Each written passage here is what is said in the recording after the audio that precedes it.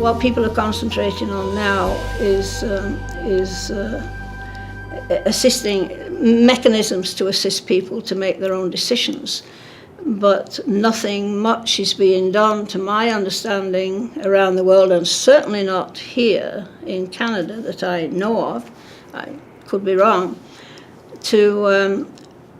To ensure that the people with very severe intellectual disabilities, the people that are always pushed aside and not really considered as, part of anything because they don't speak, they don't initiate things. There's nothing there for them in what's happening now. I don't see it at all, and I'm very worried about that. I'd like to live long enough to see my son as an individual who had real equality with the rest of society.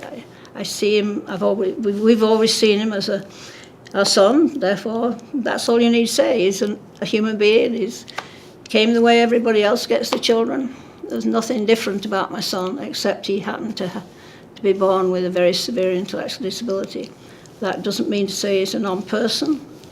It doesn't mean to say he should be treated differently than anyone else. And nobody ever challenges those of us who are not suspected of having a cognitive disability on how we make decisions. We make them with all the support we can get and always have, and we're never challenged on that.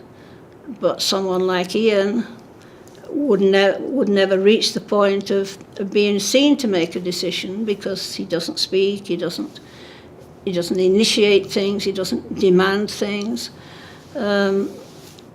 So, I worry that all these years of effort on the part of a great many people, and now since the convention all around the world, is still not producing what the original thoughts were intended to produce, and that's equality for people with very severe disabilities who could never ever be seen as as having a cognitive capacity to make decisions. We don't spend time trying to figure out what people who don't speak and don't have easy ways to communicate. We don't spend a lot of time, I don't think, in society trying to find out what they want to say and what they're trying to say. It's hard. Who does it fall on? I mean, nobody has money to make sure somebody's listening all the time. It's not like people who initiate something, who have something to say, they'll come and say it. It's not like that with someone like Ian. He must have things he wants to say, but you have to wait for it to come out in some expression of behavior of some way. He doesn't have any way to express it. And there's plenty of Ians in this world, and those are the ones that are not being addressed by, it seems to me, they're not being addressed by the movement as a result of Article 12. And yet they were the people that we had in mind when we first came up with this notion of supported decision making. We saw the legal ramps where you would have to change the legislation to build that ramp to enable people to be seen as being able to control their own decisions. But you also needed the social ramps. That was the support, the individual support to people to enable them to participate in life to an extent that they could be seen, that you could see what they preferred, that you could get a sense of what they would, if they were able to express it, would say. So there was both legal ramps and social ramps in our thinking.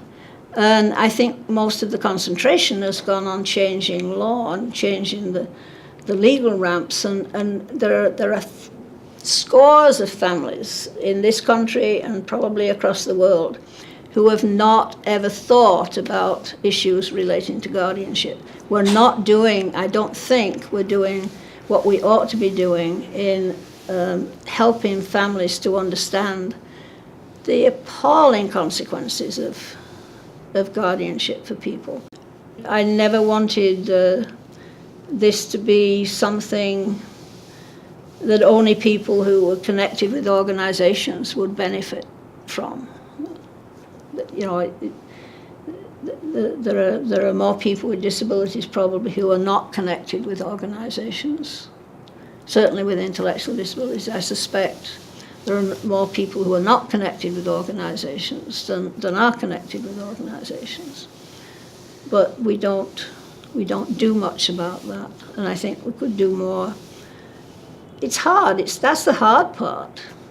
You know, it's not easy to spend the time that you need to spend with people with very severe disabilities to understand them, to understand what certain gestures mean, what certain reactions mean. You have to be with people on a pretty consistent basis to really understand those things. So yeah, it would be time consuming.